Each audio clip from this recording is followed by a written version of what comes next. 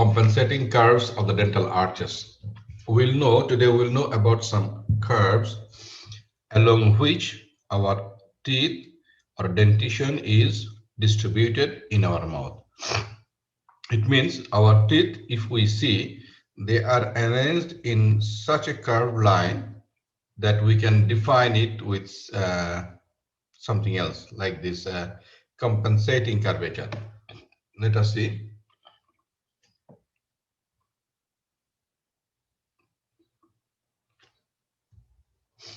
These curves refer to the curved plane to which occlusal surfaces of the tooth are conformed. The occlusal surface of the tooth is arranged in a curved line. This is the main basic thing. Okay, the occlusal surface of the tooth is arranged in the curved line. Number one. Number two, the long axis of the tooth is also arranged in a curved line. So we'll disclose one by one. The importance of these compensatory curves is to provide balance in all mandibular movement. We will show you that if this curves is not present, then it is difficult for a good and balanced mastication. Okay. Number three, this occlusal balance occurs when one segment of the arch is supported by one or more other segments.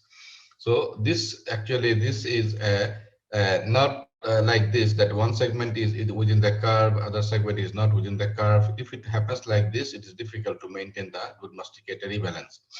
So all the segments should be in the same alignment and should be supporting to each other. Curve of Spee. Remember, one of the first curve is known as curve of Spee. Spee means Spee is the name of a scientist who first find this curve, this relation. The occlusal table is not flat. It has a linear curve in the anterior posterior direction. When you will see the central incisor, the tip of the central incisor, if you want to connect it with the tip of the mandibular third molar, for example, in the mandible, tip of the central incisor connecting to the tip of the third molar, it is a linear line which is little bit curved, concave, downwards. And if you extend this curve in the same parabolic line, you will find that it goes to the head of the condyle, center of the head of the condyle. This is our standard curvature line. If the occlusion is nice, this curve is being seen. It means if the occlusion is not nice, maybe there is a breaching of this curvature. For example, if you find one tooth is elevated, so this curvature will not be present. One segment is elevated or deviated, you will find that this curvature is not present. So it is seen within the sagittal plane. Remember this thing because question will come from this line. Is P sagittal? S and S. Remember like this. Is P is in sagittal plane. It is seen within the sagittal plane. I think you know already about the sagittal plane, parietal plane, coronal plane, like this. When the teeth are observed from a point opposite to the first molar. If you see from the first molar, then you will find the tip of the central incisor, when joining through the first molar to the third molar, it is a curved line. And if you extend this curved line, you will find this curved line is going through the center of the head of the condyle. This curvature ends at the anterior border of the condyle. You see here, this is the curvature. The mandibular curve of Spee is concave, whereas the maxillary curve is convex. This is the most interesting thing. You see, the mandibular is concave, whereas the maxillary is convex. So that this convex line comes in contact with the concave line and make a good balance. Okay, so if there is in the breach in between these two curvatures, curve of Spee for the maxillary, curve of Spee for the mandibular, there will be difficulties in occlusion. So as a dentist, one of our goal is also to study about the occlusal balance. The patient's tooth is good, no caries, alignment is good, but for some reason this curve of Spee is absent. How you will find it? There is anterior open bite or posterior open bite. The tooth are not contacting each other. And either in anterior segment or in the posterior segment, there is a space between the upper tooth and the lower tooth. It means the patient cannot bite well. So mastication is jeopardized or compromised. So we have to interfere. This curve helps to achieve occlusal balance during mastication. Okay. So next curvature is curve of Wilson. Okay, curve of Wilson is the name of another scientist. He said it is seen in the coronal transverse plane. Look, the first was in the sagittal plane from anterior to the posterior. This is from one side to another side, from left side to right side or right side to left side. So this is in the coronal plane or transverse plane. So Wilson W is with corona. Okay, remember like this. The occlusal surfaces of the posterior teeth conforms to a curved plane. The crowns of mandibular posterior teeth must incline to the lingual. You see here, the mandibular tooth are lingually inclined and they are in such a position that if you come from the tip of the mandibular molars to the another side of the mandibular molars, you will find this is a good curved line. But for example, if you see this mandibular tooth is curved and this is straight, then you will not find this one. Or this is buccally inclined, you will not find this curve. Okay, so there will be a problem in the mastication. So all the mandibular tooth should be lingually inclined so that if we try to connect the left side with the right side, tip of the tooth, from the tip of the tooth, there will be a good curvature line. There will be a good curve line. This is in coronal or transverse plane. Okay, so this is curve of Wilson. You see curve of Wilson. The crowns of maxillary posterior teeth must incline towards the buccal. Other part of this curvature is that the mandibular tooth are inclined to the lingual side. The maxillary tooth must be inclined to the buccal side. This curvature becomes deeper posteriorly so that the molars inclination is greater than that of the premolars. Okay, you will find this connection is basically in the premolar and molar region, but you can see the canine. The canine is a single tooth. Incisors, you cannot make any line between the left and right incisors.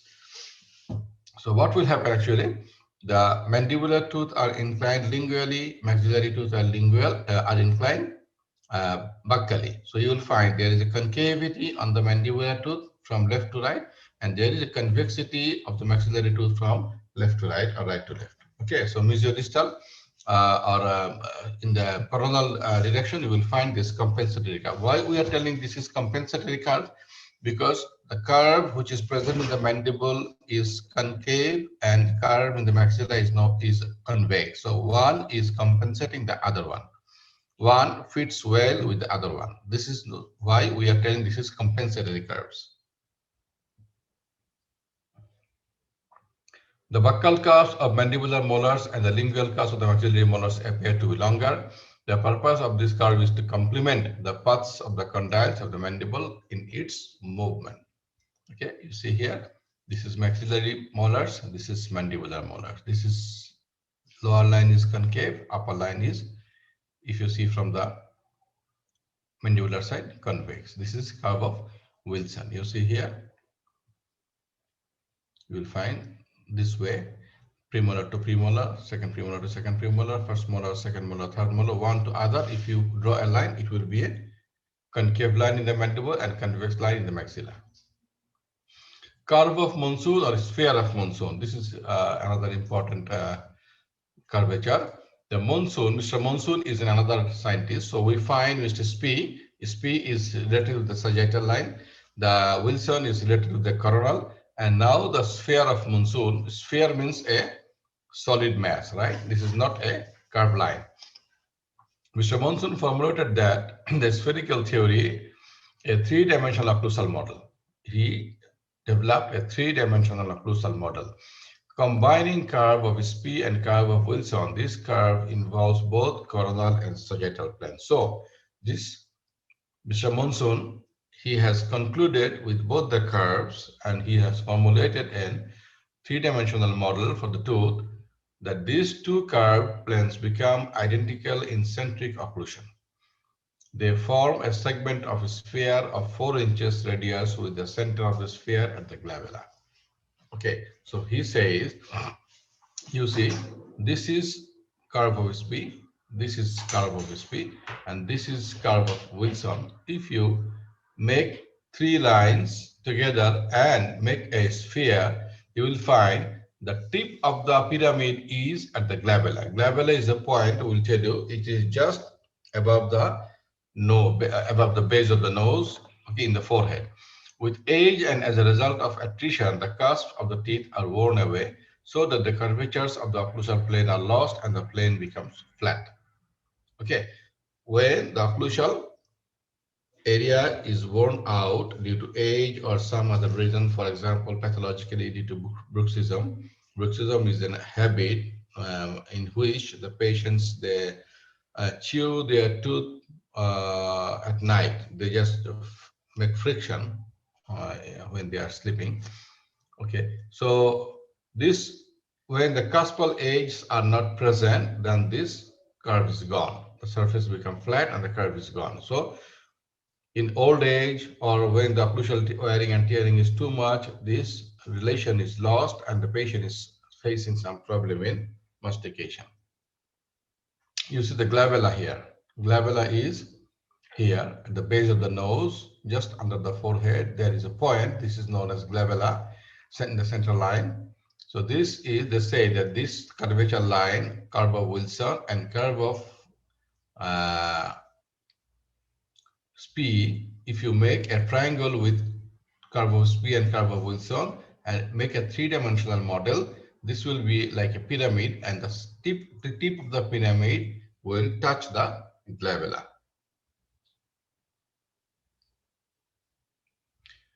So there we have curve of Spee, we have curve of Wilson, and we have curve of Monson. Spee's curve you see from anterior to posterior in the sagittal plane. S is for sagittal. Wilson is curve is in the coronal plane. This is from left side to right side or right side to left side. And Monson curve is a combination of both Spee and Wilson. So it is within the sagittal and coronal plane. Both plane is combined in the Monson's curve. Okay. The curve of Spee is sagittal plane, curve of Wilson is coronal transverse plane, and curve of Monson is combination of coronal and sagittal plane. So no more confusion. Okay. Remember like this: Spee is for sagittal, Wilson is for coronal, Monson is for combination. Bonville triangle. Bonville was another scientist. Mr. Bonville, he found something, some relation in between the head of the condyle and the center of the incisor tooth in case of mandible. Bonville was the first to describe the mandible and found that the mandibular dental arch adapts itself to an equilateral triangle of 4 inches length. The apex of the triangle is located at the mesial contact area of the lower central incisor, while the angles of the angle of the base are round at the centers of each condyle. Okay, first he is the scientist who described the mandible first, the mandibular bone, and while describing the mandibular bone, he of course he measured it, he studied all the morphology, and he found that the mesial contact point of the central incisors, mesial contact, this is the center of our body or midline. From here to the center of each condyle on the left side and on the right side, respectively, is 4 inches. Okay, this is 4 inches. So, and also the center of the condyle to center of the condyle, from left side to right side, it is also a 4 inches length. So this is a equilateral triangle of 4 inches length. Equilateral. All the arms of this triangle is equal. Okay, he found it, but there is some question also. The mandibular dental arch adapts itself to an equilateral triangle of 4 inches length. The apex of the triangle is located at the mesial contact area of the lower central incisors. The angles of the base are found at the centers of each condyle. This is the parameters of this Bonville triangle. So Bonville triangle has 3 characteristics. One is the apex of the triangle is at the mesial contact point of the central incisors. The other 2 part is on the center of the condyle on the left side and on the right side respectively, and all the arms should be 4 inches of distance, 4 inches. This is Bonville triangle. Okay, but actually nowadays we find that in many races, not on all, in many races, this Bonville triangle is not maintained. So we can tell that if most of the races, if there isn't a standard growth of the jaw, then we'll find that the relation of the head of the condyle and the center of the dentition is arranged in a nice way, which can be explained by bone-wheel triangle. Okay. Now number three is compensating curvature of individual tooth, curved axis, compensating curvature of the individual. Every tooth is arranged with a particular angle in its basal bone. Basal bone means for the lower teeth, mandible is the basal bone. For the upper teeth, maxilla is the basal bone. So teeth are not just straightly embedded into the bone. They have a particular angulation with their base. Axis of any individual tooth is not perpendicular to the horizontal plane. You see, it is not perpendicular.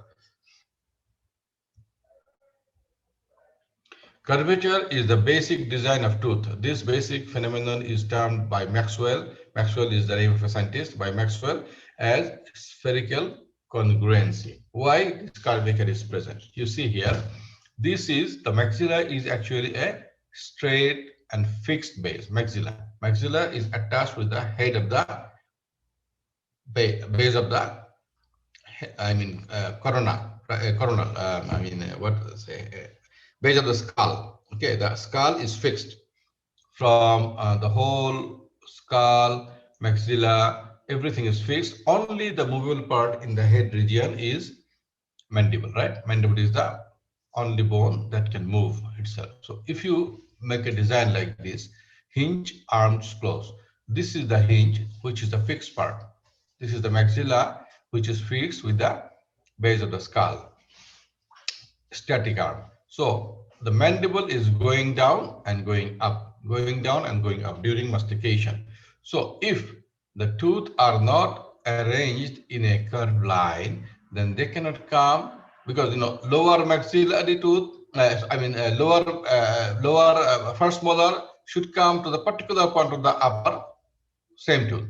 The lower premolar should come to the particular point of the upper same tooth, right? So if they are arranged, for example, if they are arranged in the first central incisor, lateral incisor, canine, first premolar, second premolar, third first molar, second molar, third molar, they are arranged serially in the same line. But when they will move, if they are not arranged in a curved line, they cannot come to the same point. This is the basic principle. You see here, this is the basic principle. The fixed base, maxilla, and movable arm is the mandible. So they are arranged in a curvature line. So if the curvature is not maintained, then there will be difficulties in mastication. Number 4, angulation of individual tooth in relation to various plane. Various plane means we have occlusal plane, we have mesodistal plane, we have sagittal plane. In various plane, the individual tooth has a particular relation. Each tooth must be placed at the angle that best withstands the lines of forces brought against it during function. So every individual tooth has, this is part of the previous point, that they are arranged in a particular angle and embedded into the basal bone with its particular angle. For example, you see, this is central incisor. Central incisor is 90 degree, but the lateral incisor is not 90 degree. Canine is not also like the lateral incisor.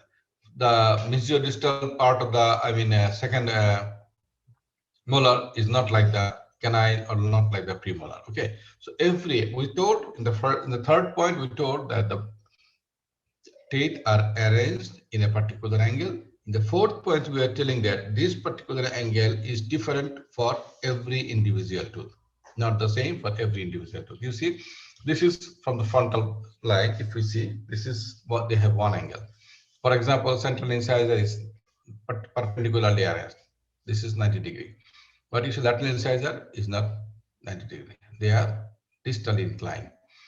If you see from here, you will find that the canine premolar also are distally inclined. If you see from this side, you will find the lower, that their root is distally inclined. They are like this. So every tooth has its particular inclination. So we have single rooted tooth, we have bicuspid, we have upper molars, we have single rooted tooth in the lower, we have lower molars. Okay, so Every individual tooth has its own inclination line. Number 5, the functional forms of tooth at their incisor and occlusal third. The tooth is working with the occlusal surface, right?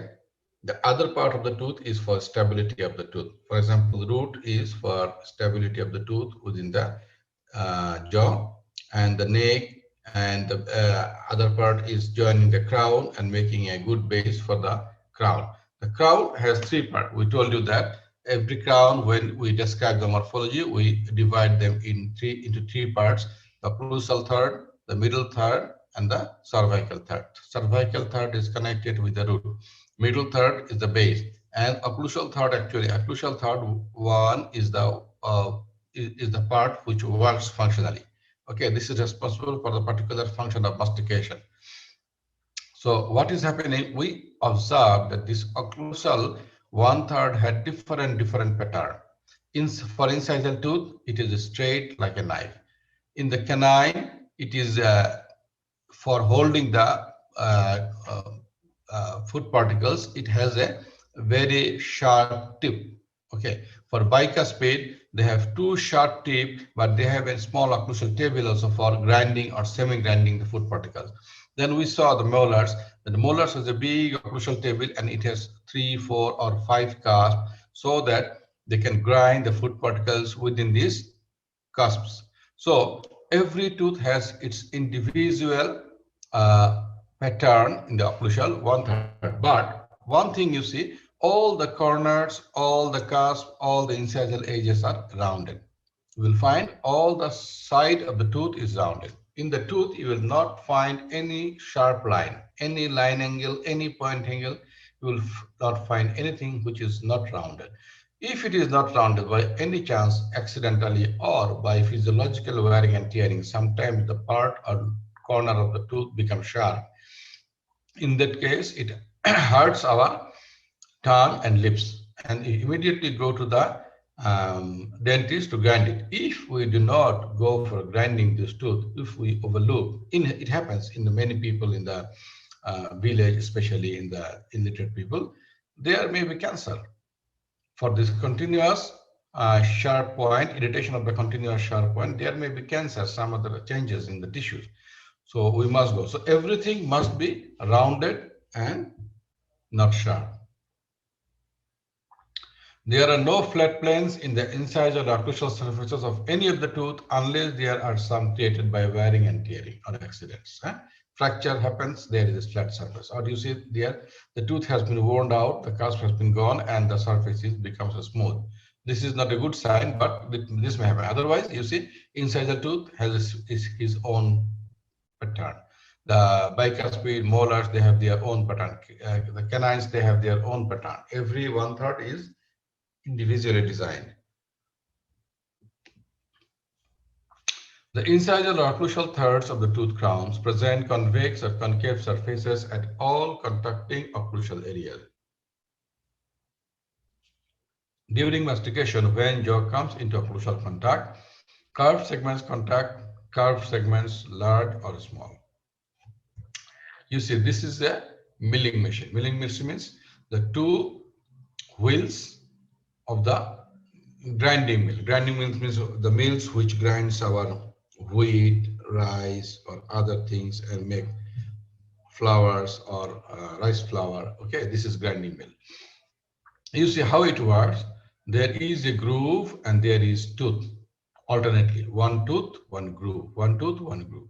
Similarly designed, another part is there. It has similar length, one tooth, one groove, one tooth, one groove. So when they move together, the tooth is going into the groove and grinding the particular substance. Okay, so similar thing is happening in case of tooth. You see, the convex part of the tooth is attaching or touching the concave part of the opposing tooth.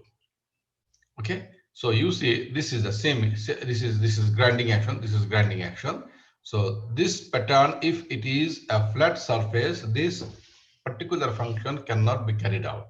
Okay, you see here, there is a elevated part, then there is some fossa, and there is another marginal region which is an elevated part. So what is happening, we will see in the next lecture that it is, for example, this is an upper premolar. The lower premolar, the cusp of the lower premolar is coming in contact with this fossa, mesial and distal triangular fossa, and grinding the food particles in this milling machine way. So during mastication, when jaw comes into occlusal contact, curved segments contract curved segment, large or small. Whether it is big or small doesn't matter, but every curved segment is contacting the opposite curved segment in the way how milling machine is working, like this. You see here, the cusp is occluding with the distobuccal groove. The mesiobuccal cusp is occluding with the mesiobuccal groove, and fossa is there, of course.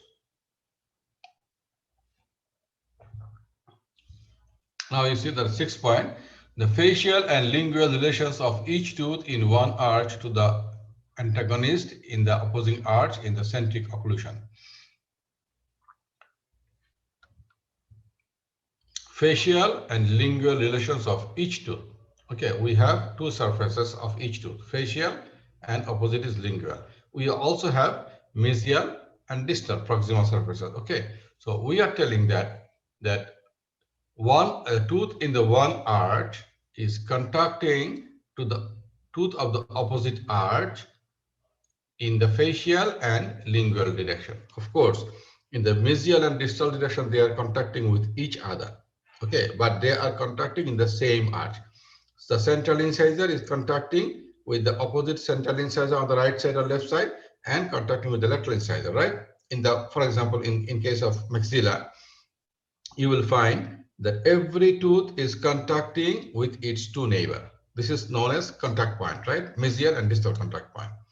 But incisor edge is free. But if you see from the facial side or lingual side, you will find when we close our mouth in an centric occlusion, we'll find that every tooth in the lower jaw is contacting with the upper jaw, or every tooth of the upper jaw is contacting with the lower jaw. This is the normal characteristics of normal occlusion.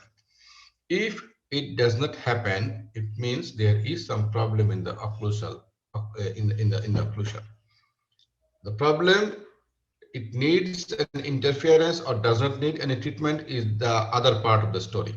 But during evaluation, we will think that if all the upper tooth is contacting the lower tooth nicely or not. Okay. Each tooth in one jaw will contact two teeth in the opposing jaw when in centric relation. But there is an exception. What is the exception? The lower central incisor contact only upper central incisor, because this is a smaller tooth than the upper central incisor. So lower central incisor is confined within the contact of the upper central incisor. The third molar, the upper third molar is smaller than the lower third molar. Okay, in mesial dimension. So the upper third molar is contacting only with the lower third molar. Okay, now you see the nice arrangement. The anterior part of the upper and lower central incisor and distal part or posterior part of the upper and lower third molar, both are starting in the same point and finishing in the same point. So that though the upper tooth is buccally placed or facially placed, overhanging on the mandibular tooth, still they start in the same point in the anteriorly and finish in the same point posteriorly. Within this central incisor to third molar, all the teeth are contacted with each other with two opposite teeth. You see, the upper central incisor is contacting the lower central, lower lateral, upper lateral, lower lateral, and lower canine. Upper canine, lower canine, and lower first premolar. So remember one thing. Every upper tooth is contacting the corresponding lower tooth and its distal one. This is the grammar. Every upper tooth is contacting its corresponding lower tooth, canine to canine, first premolar to first premolar, central incisor to central incisor, and its distal one. Distal one means central incisor will come to the lower central incisor, and distal one is the lateral incisor.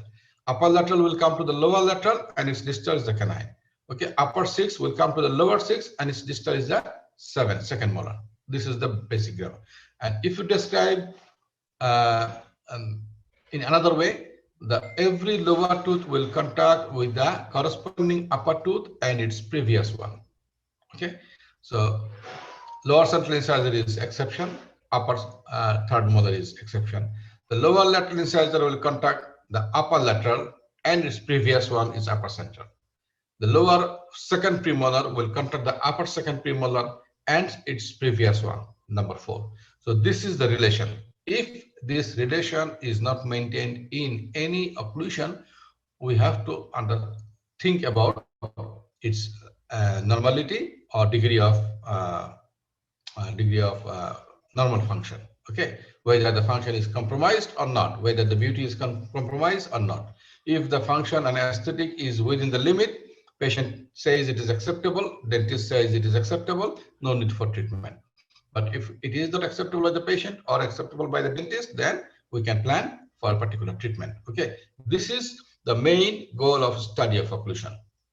That we told you that the occlusion is actually the relation between the tooth of the same jaw and the opposite jaw, and relation of the tooth with its basal bone. Like this is the main three points for studying occlusion. If aesthetic and function of every individual teeth and the basal bone is within the limit, then there is no need for treatment. If it is not within the limit, we need a treatment. This occlusion is particularly studied by the orthodontist, but this occlusal arrangement is also needed by the prosthodontist and by the operative dentist also. Why? Because when we will replace any particular tooth, either by fixed arrangement, I mean fixed bridge or crown or removable appliances, we must consider this arrangement so that there is a good relation between the occlusion, between the tooth of the upper and lower jaw. And when we are doing any particular restoration, we have to also maintain this relation so that this restoration is not breaching any characteristics of a normal occlusion. Okay. You see here, every tooth is contacting opposite two teeth. Now, the other part of this slide, because each tooth has two antagonists, antagonist means the opposing tooth, loss of one tooth still leaves the other antagonist tooth, which keeps the tooth in occlusal contact with the opposing arch. You see, because this first molar is taken out, extracted due to any reason, for example, any unavoidable reason, because the upper first molar is contacting with the lower first molar and this previous one, for example, the premolar. So what is happening? There is a tendency of every tooth that if it gets a free space in the opposing arch, it will grow more and more, it will erupt more and more. So if the opposite antagonist tooth is in good position, there is no scope for further eruption of this particular tooth. But when a tooth is lost, the adjoining tooth tends to migrate in an effort to fill the void. Here you see the first molar has been extracted. The second molar has a tendency to come to the position of the first molar. And also, due to masticatory load, the premolar, the second premolar has a tendency to fall down into the space because it is getting much pressure, but it is not getting support from its distal part. So it is leaning into the distal part. So this is happening. In these cases, the whole arrangement, the whole balanced situation is becoming as a chaotic situation. So one tooth is distal mesially inclined, one tooth tries to incline distally, and other tooth tries to come to fill up the gaps. Altogether, this is a chaotic situation. So as soon as there is an extraction, there is an inevitable extraction of any tooth, after the particular time span, we have to replace this tooth either by fixed or by removable appliances. The migration of adjoining tooth disturbs the contact relation in vicinity. So migration of the tooth, you see, the contact relation of the lower second molar with the upper first second molar has been jeopardized, has been damaged. The contact relation of the second premolar with the upper premolars and molars has been damaged, has been changed, right? So extraction may cause, or missing of the tooth may cause damage to the contractilation in relation to that particular tooth. Okay, so this was about this lecture, but we have another lecture that we have to. The first part of the lecture is finished. Now, second part. Second part will explain the number 7 and number 8 point of the characteristics of the normal occlusion. Okay, we told you in the beginning and the first lecture that there are 8 characteristics we found, which maintains, which is seen in a normal occlusion. So while explaining occlusion, whether it is normal or not, we have to evaluate these 8 characteristics. Okay, so this is the number 7 point. You see, occlusal contact and intercuspation of each tooth to its antagonist in centric occlusion. So we are telling that when we are closing our mouth with a force, clenched position, clenched, we are forcefully closing the mouth, we will see if every tooth is contacting with the opposing tooth in its particular area, which should be. Okay, so we'll see. This is known as intercuspation of each tooth to its. Okay.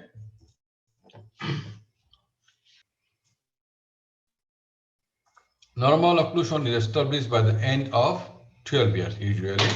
Why 12 years? Because up to 12 years, from 6 years to 12 years, there is mixed dentition.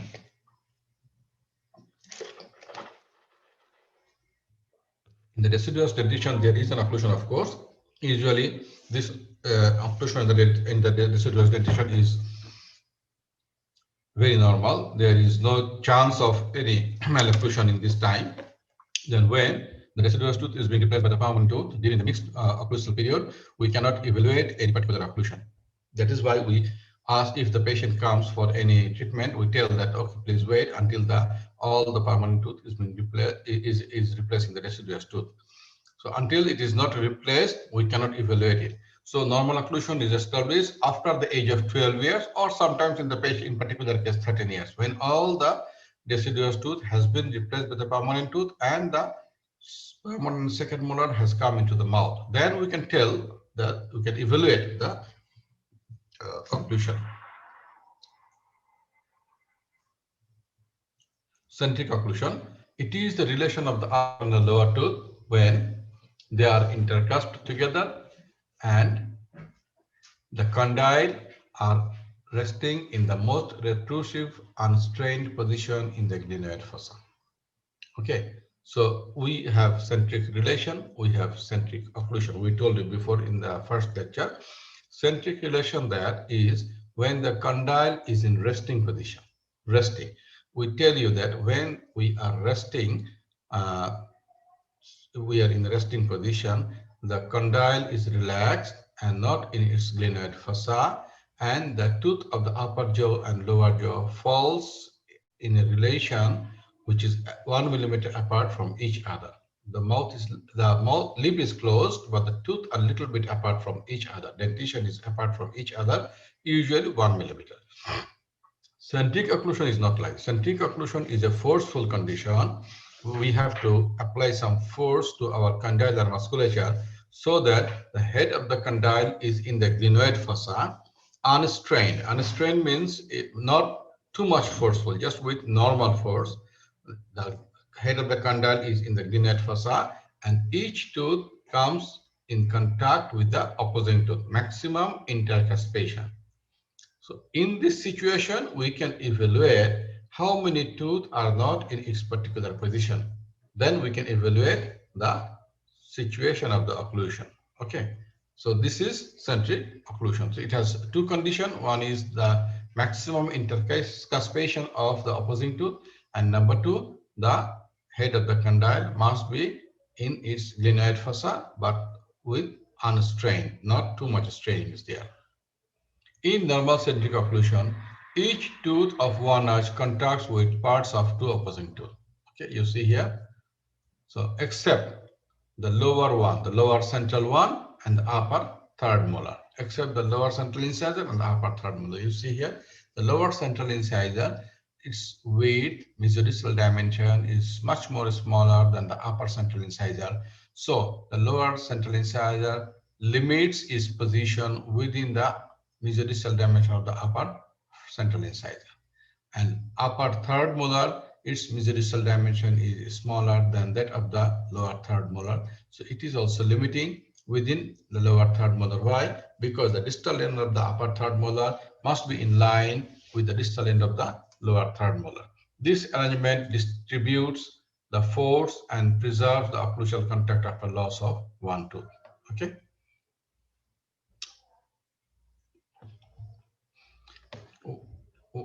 That every tooth is giving a particular force during mastication, and this force is antagonized or shared by two opposing tooth, so that no tooth is being hurt. Okay, this is the main characteristics of this arrangement. Loss of tooth leads to the opposing tooth is elongated, over eruption it may happen. The neighboring tooth migrate to fill the space. The distal tooth comes to mesial, mesial tooth comes to distal, try to fill up the gaps. This is a normal tendency. This results in disturbance in the centric occlusion, caries, and periodontitis. Centric occlusion has been changed, and there is caries, there is periodontitis. How periodontitis? Food particles, when chewed in this side, will directly hit the neck of the tooth, because there is no tooth here, there is no contact point. So the food particles can directly come to the soft tissue and hit the junctional epithelium. It's not in one day, but gradually after 1 year, after 5 years, there is some inflammation of the periodontal tissue, there is periodontitis, and there is accumulation of food particles, and there will be caries. Okay, guys, 1 minute. Just give me a 2 minutes break. I'm coming back. Giving the break. How many? 13 students only. Okay. Loss of teeth leads to the opposing tooth is elongated. The neighboring tooth is migrating to fill the space. This results in disturbance in the centric occlusion, caries, and periodontitis. Okay. So next is, you see here, this tooth is missing for a long time, for example. So food, when is being chewed, you see the part of this tooth is a little bit elongated, little bit of over eruption. But there is a tendency of this tooth and this tooth, mesial and distal side, that tries to come to fill up the gaps. And food particle is directly come and hit to the junctional epithelium here in the neck of the tooth. And as a result, this is the bone, the gum is here, this radiolucent area, this is the gum. As a result, food is actually impacted, food particle is being impacted in this area and this area. As a result, if it is not cleaned nicely, what is happening? This area becomes carious. You see, this is the mesial, first molar, this is the mesial, premolar, this is the premolar. This area is just behind the tooth. This is in front of the tooth. The brush can easily go to the front of the tooth, but cannot go to the rear side of the tooth, behind the tooth. So behind the tooth, this rear side of the tooth is always neglected. And as a result, caries starts first here. But if there was a tooth here, the contact point is maintained, the food particle cannot come and hit this area. Food particle cannot come and hit this area. Here you see also, because this tooth is mesially inclined, as a result, you see the contact point is open. This contact point is open, so food particle is coming here and accumulating in this area. So caries also starts here. This is the fate if we lost any tooth and the occlusion is not maintained in proper way. Key of occlusion. Upper six followed by the lower six are considered as key for occlusion for the following reasons. Okay. Number one, they are the first permanent tooth developed and erupted in the oral cavity. This is number one reason. Number two, they are the largest tooth in the dental arch. Okay. And number three, their positions are guided by the presence of the deciduous molars preceding them. Okay. The deciduous molars, this area they are coming rear to the deciduous molar or distal to the deciduous molar. This is an empty space. This is a non-succedaneous tooth. But what is happening If the second molar is not there, for any reason, we had to extract a second molar, or the first deciduous molar is extracted and second deciduous molar is tending to come to the mesial side, the first molar can change its original position and come to the mesial side. As a result, what will happen? The available distance in the mesodistal dimension in the deciduous dentition from central incisor to second molar will be less. The original space will be less if this first permanent molar moves to the mesial side. So there will be less space in this area and there will be a little bit more space in the posterior area. So as a result, what will happen? There will be crowding in the anterior segment and spacing in the posterior segment.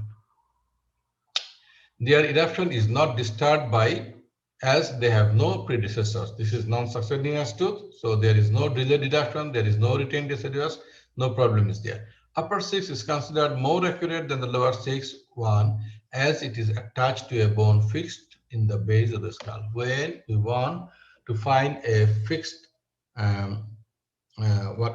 parameter, which one is the fixed parameter? The lower one is the upper one. The upper one is the fixed. Why? Because upper one is fixed with the basal bone, base of the skull. So we will, for example, midline shift. We want, if we see that the central line in the upper central incisor is not coinciding with the central line of the lower central incisor. Okay. So who is sick, who is deviated, who is shifted? We must consider that the upper maxilla is bound to the skull, head of the base of the skull. Okay, this is the fixed bone. So this is correct.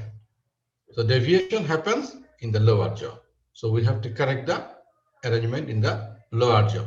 Okay, so this is the fixed parameter. The upper dentition is a fixed parameter. Yes, of course, there may be some difficulties in occlusion of the upper jaw also, but the parameters first must be corrected in the upper jaw, then must be corrected in the lower jaw in relation to the upper jaw. Always the upper jaw is the reference. So this is one thing that you must remember. Centric occlusion, we have malocclusion. Okay, centric occlusion, what is happening in the normal occlusion? We have relation of the first molar with the lower first molar. Upper first molar and lower first molar is related in a particular way. Malocclusion may happen that either the tooth lower jaw is going behind or the lower jaw is going forward, anterior or posterior deviation of the lower jaw. This is our correct arrangement, centric occlusion. Okay, the upper jaw and lower jaw are correctly related with each other in the facial side and in the distal side. But malocclusion may happen in two ways. Either the lower jaw is too much posterior or the lower jaw is too much protruded, anteriorly moved. Okay. The criteria for normal occlusion: the occlusal contact and intercapsulations of all the teeth in one arch with those in opposing arch in centric occlusion, number 7. And number 8 point is occlusal contact and intercapsulations of all the teeth during the various functional mandibular movement. So not only in the centric occlusion, we have to also evaluate the occlusion during various functional movement. Functional movement, there is two types of functional movement of the mandible. Number 1 is during mastication. Number 2 is during speech. Sorry, not two types. Number 1 is during mastication and during speech. And number 3 is during deglutition. Deglutition also during swallowing. Also, we move our mandible and dentition. So the contact relation of the teeth in centric occlusion.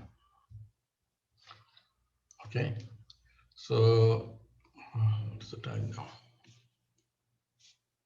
Okay, I think we'll finish this lecture today, and inshallah occlusion of the anterior teeth and occlusion of the posterior teeth and in during various movement we'll explain in the next class, inshallah. Is it okay?